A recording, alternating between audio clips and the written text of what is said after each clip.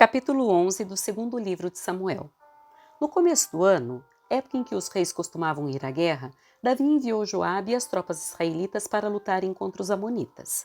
Eles destruíram o exército inimigo e cercaram a cidade de Rabá, mas Davi ficou em Jerusalém.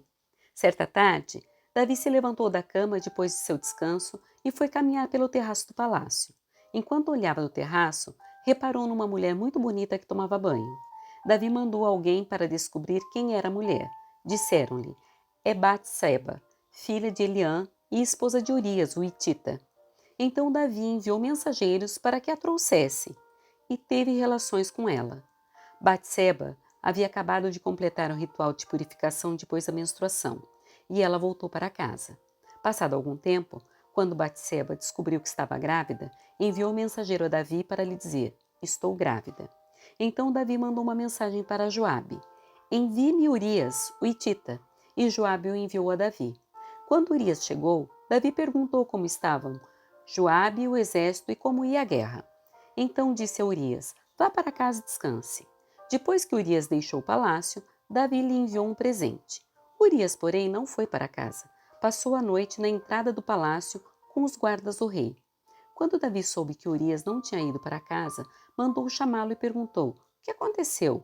Depois de ter ficado tanto tempo fora, por que você não foi para casa ontem à noite?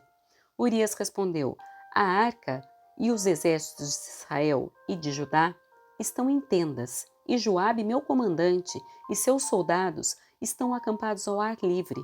Como eu poderia ir para casa para beber, comer e dormir com minha mulher? Juro diante do rei que jamais faria uma coisa dessas. Então Davi lhe disse: pois bem, fique aqui hoje e amanhã poderá retornar. Urias ficou em Jerusalém aquele dia e o dia seguinte. Davi o convidou para jantar e o embriagou. Outra vez, porém, ele dormiu numa esteira com os guardas do rei e não foi para casa. Na manhã seguinte, Davi escreveu uma carta para Joabe e mandou Urias entregá-la. A carta continha a seguinte instrução: coloque Urias na linha de frente, onde o combate estiver mais intenso. Depois, recue para que ele seja morto.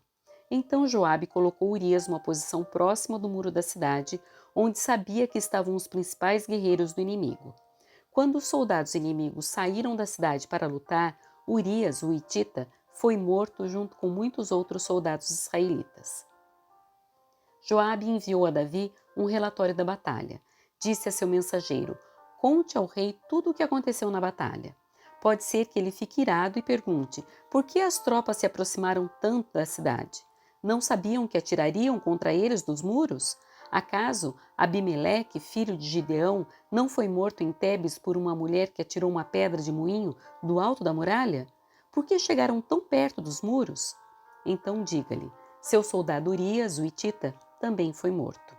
O mensageiro foi a Jerusalém e deu um relatório completo a Davi. O inimigo saiu contra nós em campo aberto, disse o mensageiro. Quando os perseguimos de volta até o portão da cidade, os arqueiros no alto do muro atiraram flechas contra nós. Alguns dos homens do rei foram mortos. Entre eles estava Urias, o hitita. Davi respondeu: diga a Joabe que não desanime. A espada devora este hoje e aquele amanhã. Lutem bravamente e conquistem a cidade.